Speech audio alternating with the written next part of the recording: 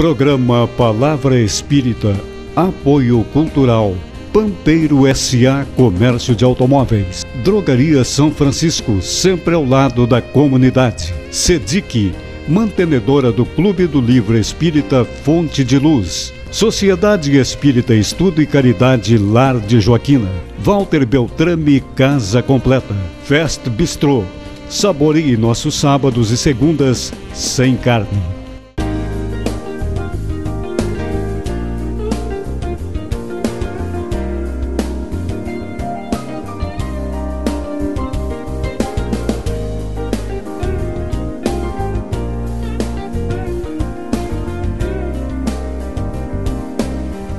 Estamos iniciando mais um programa Palavra Espírita, agradecendo aos nossos apoiadores culturais, Pampeiro S.A., Drogaria São Francisco, o Clube do Livro Espírita da SEDIC, Lar de Joaquina, Beltrame Casa Completa e Restaurante Fest Bistrô.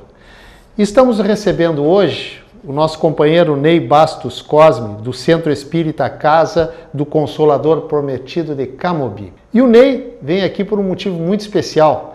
Comemoramos nessa semana 161 anos do lançamento de O Livro dos Espíritos. Ney, nós queremos agradecer a tua presença aqui, muito obrigado por ter aceito o nosso convite e é tudo contigo. Primeiro, saudar todos que vão assistir, estão nos assistindo.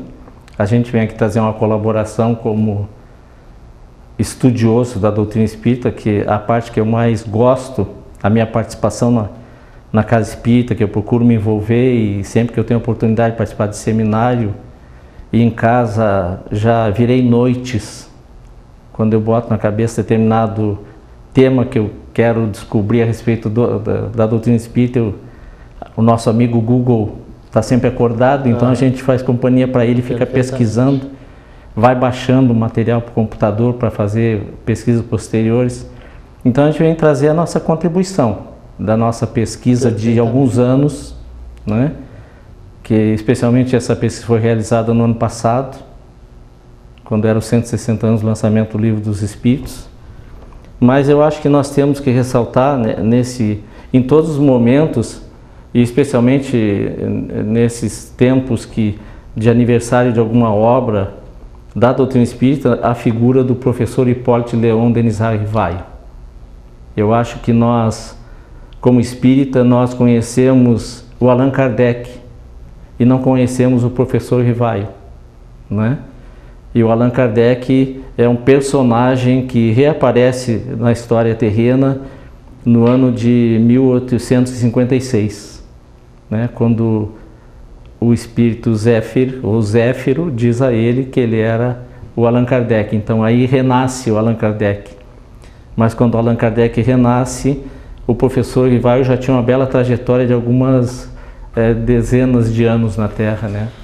Falaste no professor Rivaio, agora o que tu pode dizer para os nossos telespectadores que os espíritas não sabem a respeito do professor Rivaio? Que ele era pedagogo, professor, tudo isso a gente já sabe. O que tu pode nos dizer que a gente ainda não sabe a respeito dele?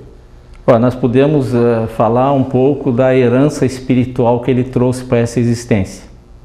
Uma herança milenar. Quando nós vemos que ele foi, eu vou consultando aqui nos meus dados, ele foi o sacerdote egípcio Amenófis, lá no século 13 a.C. do Cristo. Digamos que ali ele começa a sua lapidação, ali foi a iniciação dele, a iniciação.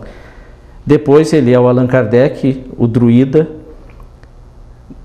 no ano 58 a.C., né? E ali ele começa a desenvolver a sabedoria.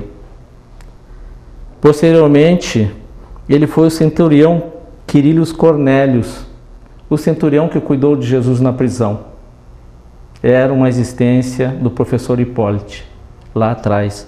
Nessa existência ele desenvolve o amor ao próximo, quando ele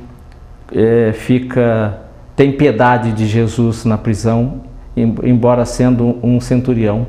Ele oferece a Jesus a possibilidade de fuga, inclusive assumindo o castigo por conta do Cristo. Aí ele desenvolve o amor ao próximo naquela existência. Depois que ele vem como Johann Hus, né, filósofo, reformador religioso, no ano de 1369 a 1415, ele dá o testemunho dele. Ele dá o testemunho quando ele é queimado na fogueira, né, por conta de irmãos nossos equivocados. Nós, lá atrás, no passado, né, agindo de forma equivocada, contestávamos aqueles que queriam seguir a verdade. Nós, talvez, não tolerávamos aquilo. Hoje, por isso, nós estamos retornando dentro da doutrina espírita, querendo estudar, querendo ser um cristão um pouco melhor, né, para nós resgatarmos as nossas falhas. Então, depois de toda essa preparação, a iniciação, a sabedoria, o amor, o testemunho, renasce em 3 de outubro de 1804 o professor Hipólito Leon Denizar Rivail, o codificador, aquele que organizou a doutrina espírita. Aí ele vem cumprir a grande missão. Aí ele vem como mensageiro do Cristo, né, para a Terra. Então a gente vê que o mensageiro que renasce, quando é uma missão assim muito grande, uma missão que vai envolver parte da Terra, que bom que existe a expectativa de ela envolver a Terra, né, a doutrina espírita, mas não pode vir um combatente despreparado. O combatente, ele vem, como a gente vê, esse espírito, ele veio sendo lapidado por muitos e muitos séculos, existências terrenas e no mundo espiritual, até que ele aqui chegasse e desenvolvesse todo esse belo trabalho. Quando ele aporta no corpo físico também, ele continua a sua lapidação, né? Ele se torna um dos grandes pedagogos da Europa, um grande escritor, sempre preocupado com o ensino gratuito, sempre preocupado que o ensino daquelas matérias mais difíceis atingisse as pessoas mais simples. Falava 6 idiomas, era tradutor, então tudo isso também continuava a formação dele para o momento em que ele ia desabrochar, né, para a missão. Quando é que foi, Ney, a iniciação nos fenômenos espíritas? Pois é, ele era meio cético, né? Certo. Ele era inclusive, um cético. Não aceitou, né, os primeiros convites, né?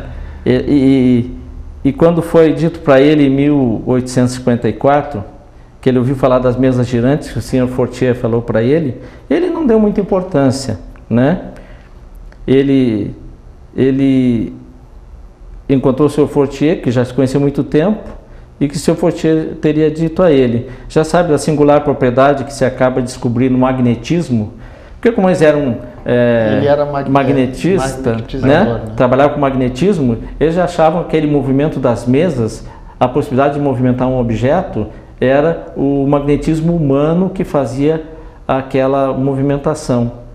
Então, tanto o senhor Fortier quanto ele conversaram e deduziram que seria esta a proposta. Algum tempo depois, eles voltam a se encontrar novamente, e aí o senhor Fortier continuava apreciando, né, aquelas reuniões. Eu até, quando eu estudo a respeito desse tema, eu lembro que alguns anos atrás, os nossos jovens, adolescentes nas escolas, começaram a fazer reuniões nos intervalos com o copo, né? Era alguma coisa bastante semelhante ao que aconteceu lá atrás, né, no século XIX.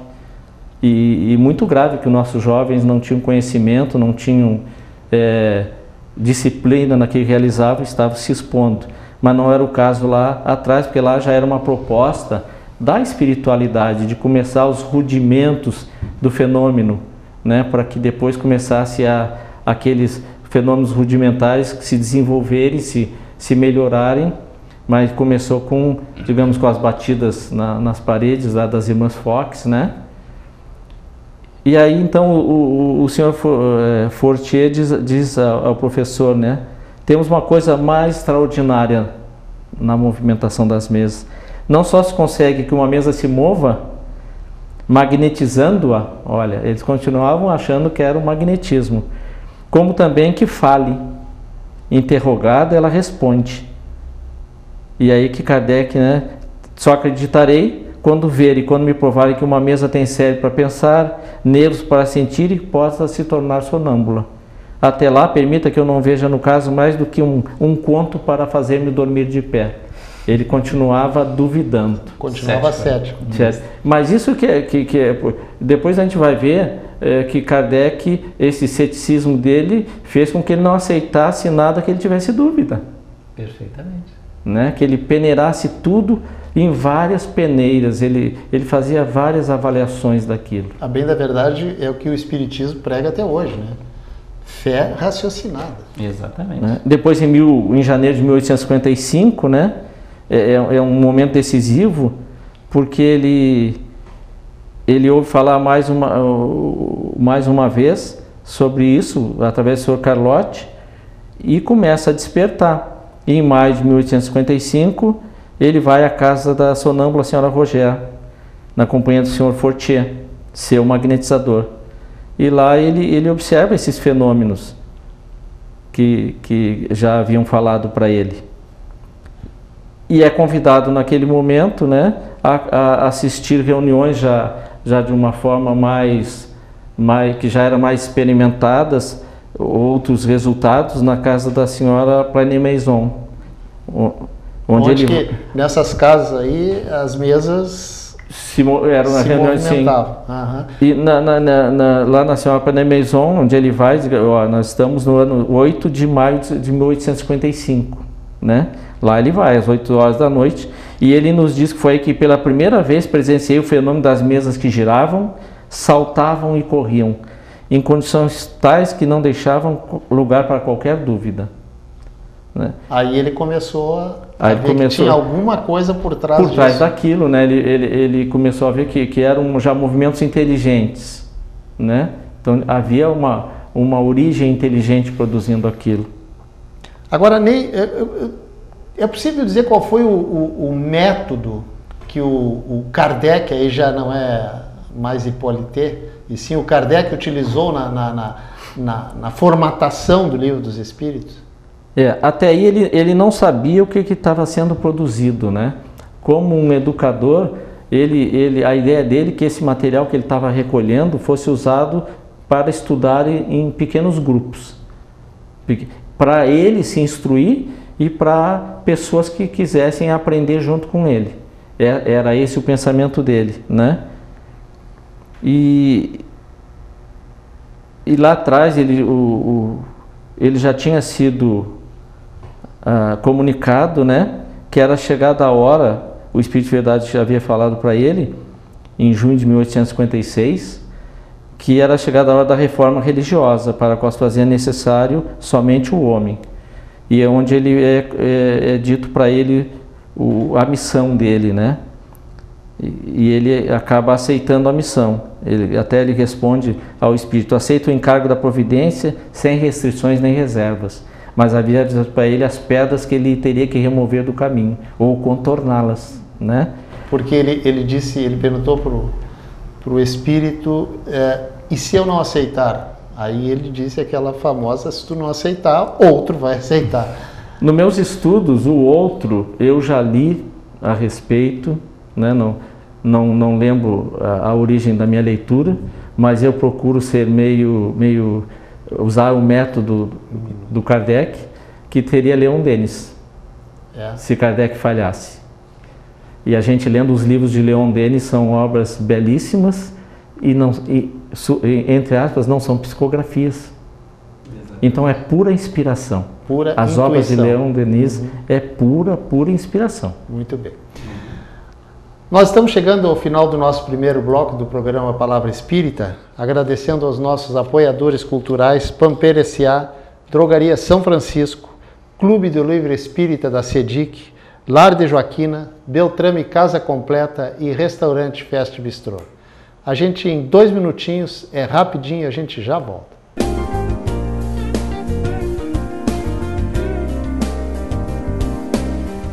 Programa Palavra Espírita, apoio cultural, Pampeiro S.A. Comércio de Automóveis, Drogaria São Francisco, sempre ao lado da comunidade, SEDIC, mantenedora do Clube do Livro Espírita Fonte de Luz, Sociedade Espírita Estudo e Caridade Lar de Joaquina, Walter Beltrame Casa Completa, Fest Bistrô, Saboreie nossos sábados e segundas sem carne.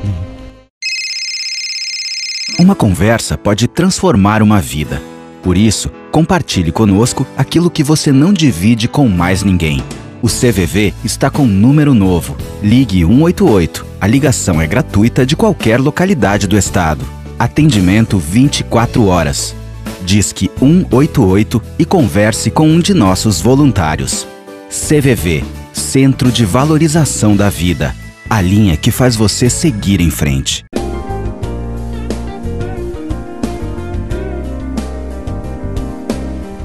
Estamos reiniciando o nosso programa Palavra Espírita, agora com o segundo bloco, agradecendo aos nossos apoiadores culturais, Pampeiro S.A., Drogaria São Francisco, Clube do Livro Espírita da SEDIC, Beltrame Casa Completa, Lar de Joaquina e Restaurante Fest Bistrô.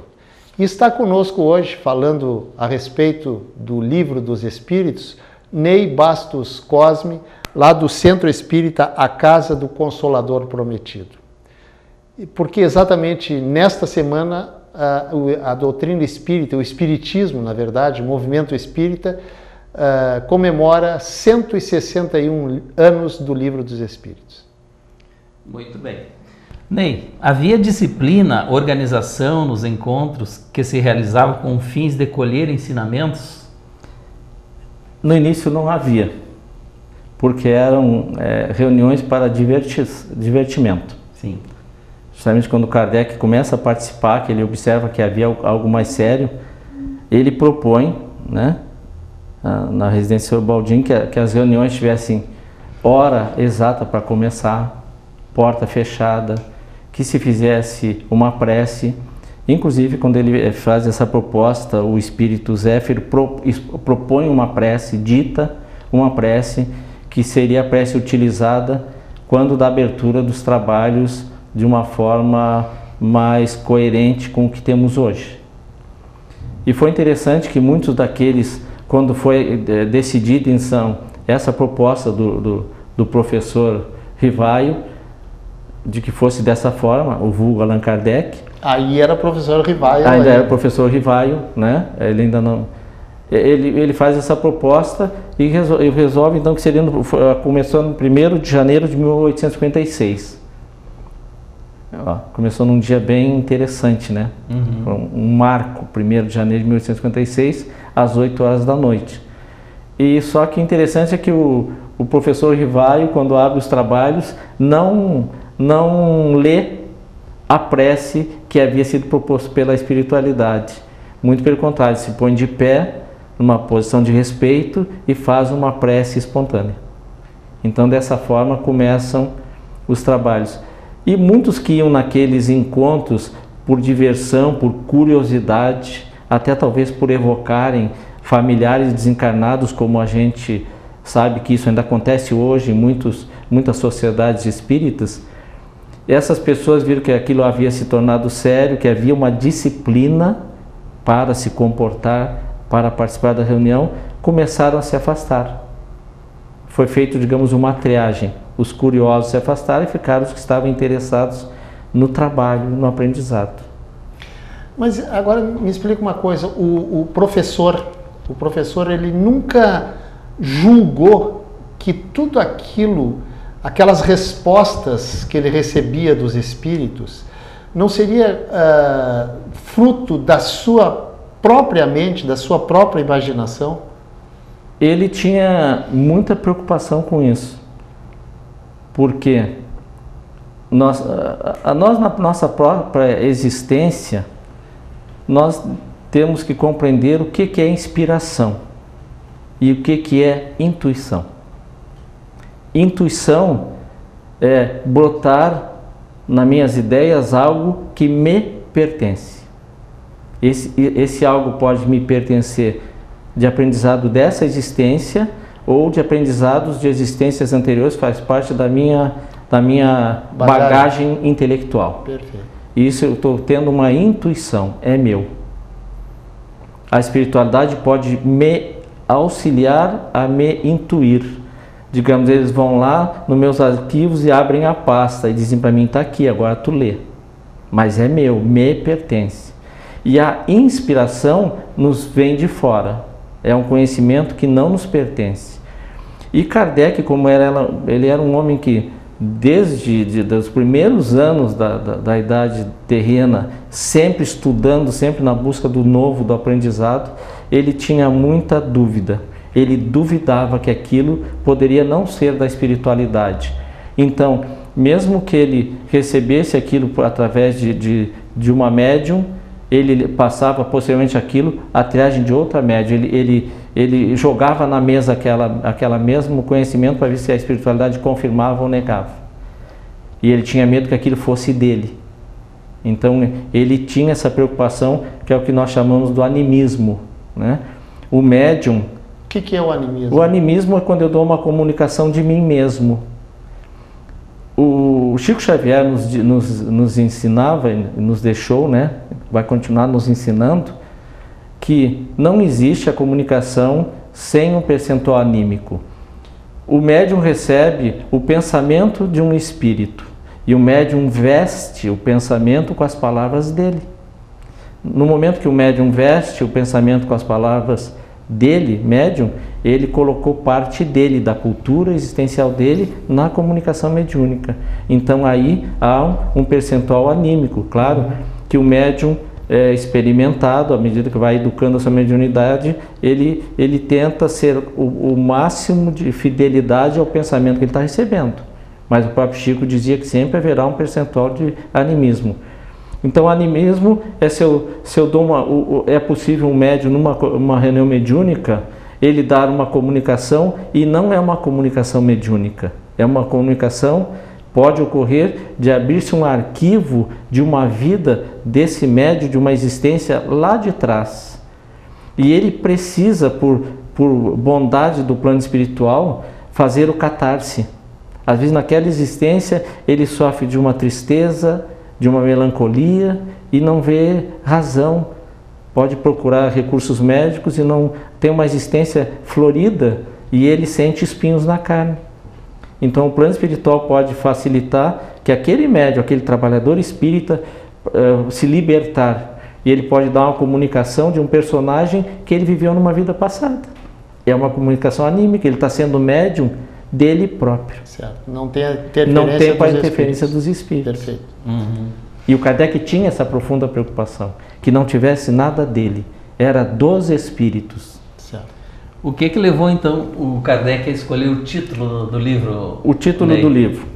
Quando ele já as reuniões que estavam já... Kardec no início não pensava em livro, né? Ele pensava no material para estudo. Mas depois, quando ocorrem as famosas batidas na parede no escritório dele, e o espírito se manifesta depois na reunião dizendo que ele aguardasse para a publicação daquele material. Até aquele momento ele não tinha pensado em publicar nada. Aquela palavra publicação trouxe uma ideia para ele. Esse material pode ser uma coisa de continuidade, de ensinamentos e ser publicado. A primeira ideia, o livro chamaria Religião dos Espíritos. Mas espírito não tem religião? Né?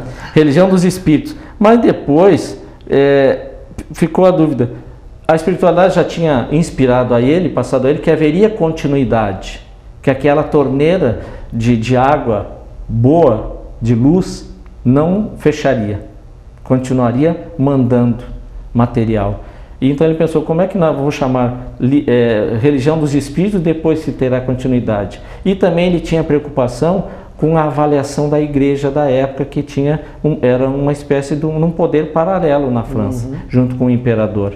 Eles faziam a censura do material, especialmente material que falasse, que tivesse um segmento religioso. Ele também teve essa preocupação.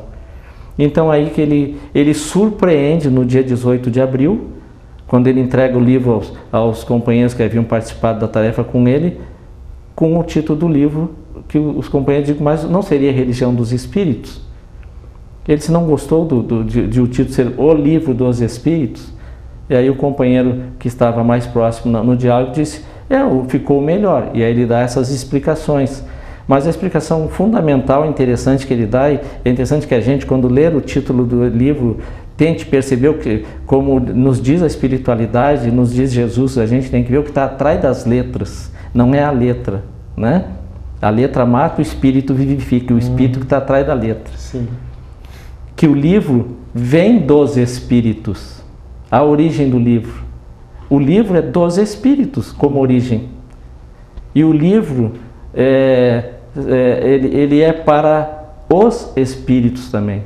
Ele fala de quem? Ele tem como origem dos espíritos e fala dos espíritos. Então, Kardec diz que o título tem um duplo sentido, Kardec nos deixa isso. Certo. Agora, Ney, responde uma coisa, uma curiosidade que eu particularmente tenho. Por que Kardec foi auxiliado por N médiuns, N espíritos, e no livro dos espíritos, no Evangelho segundo o Espiritismo, etc., em todos os livros do chamado Pentateuco Espírita, que na verdade não é Pentateuco, mas esse é um assunto para nosso próximo encontro. Por que só aparece o nome dele, Allan Kardec, e não dos que auxiliaram na confecção daquele compêndio?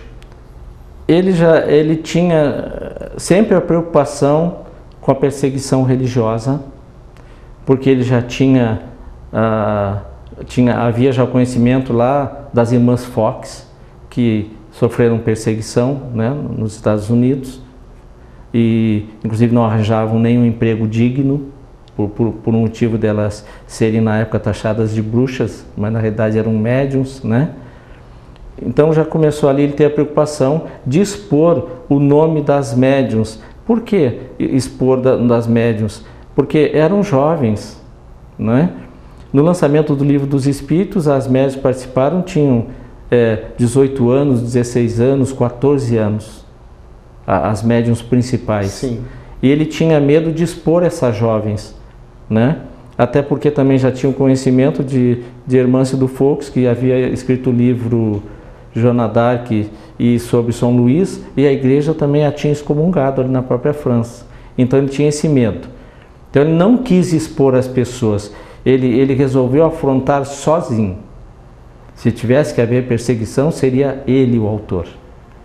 E também, como ele já tinha o conhecimento de que viriam outras obras, ele poderia, sem pedir permissão para todo aquele grande grupo, ele poderia fazer ou propor as modificações que ele julgasse necessário, né? Porque ele era o autor.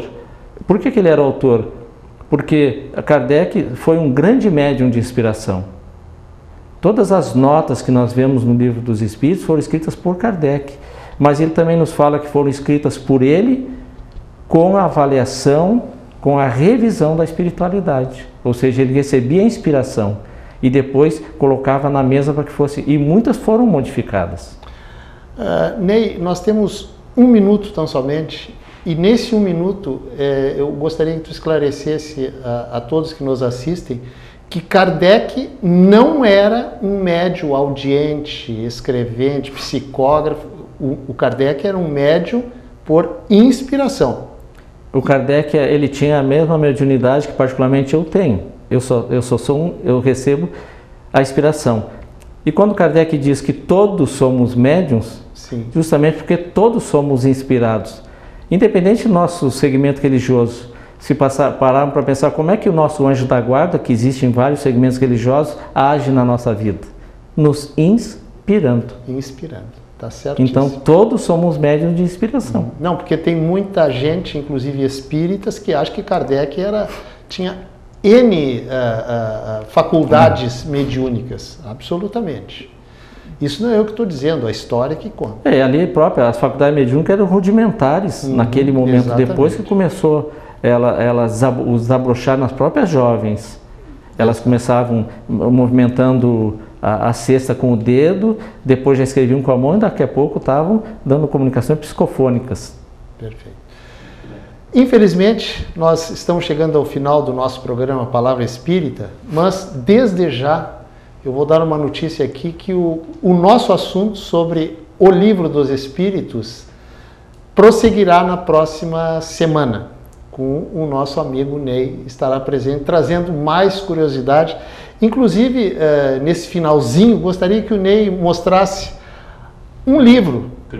O primeiro livro editado da edição francesa, que o Ney trouxe aqui para nós, que nós vamos falar dele e de outros na próxima semana. Este é o primeiro livro dos Espíritos. De 501 perguntas. De 501 perguntas. E se alguém precisar, depois, já no outro programa, pode deixar meus contatos. Eu tenho arquivos eletrônicos deste livro em francês, original.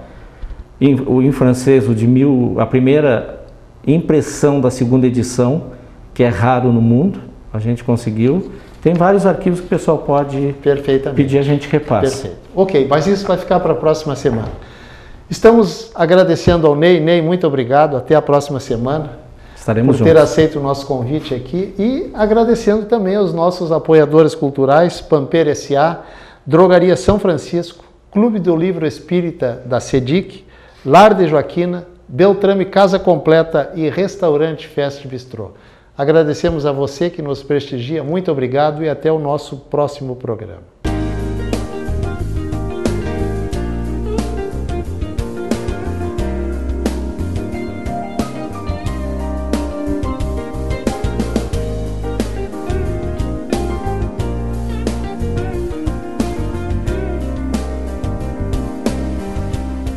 Programa Palavra Espírita, Apoio Cultural, Pampeiro S.A. Comércio de Automóveis, Drogaria São Francisco, sempre ao lado da comunidade, SEDIC, mantenedora do Clube do Livro Espírita Fonte de Luz, Sociedade Espírita Estudo e Caridade Lar de Joaquina, Walter Beltrame Casa Completa, Fest Bistrô.